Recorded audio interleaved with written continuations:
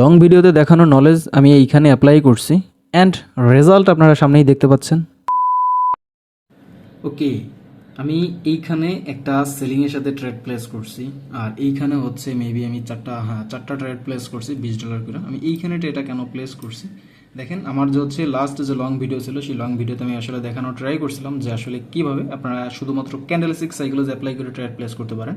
তো সেটারই একটা প্রেক্ষিত আমি এইখানে দেখেন একটা সেলার্সের একটা স্ট্রং একটা ক্যান্ডেল। তো স্ট্রং ক্যান্ডেলের পরে যারা আসলে কন্টিনিউ করে তারা হচ্ছে সেলার্স, মানে যেই পার্টি স্ট্রং ছিল তারাই কন্টিনিউ করে, যার জন্য আমি এখানে সেলারের সাথে ট্রেড প্লেস করছি অ্যান্ড আমার এই ট্রেডটা ডিপ প্রফিট। ঠিক আছে, ওকে। আর এর আগের যদি ক্যান্ডেলটা দেখেন, বাইংয়ের যে ক্যান্ডেলটা, এইটাও একটা বাইংয়ের একটা উইক ক্যান্ডেল।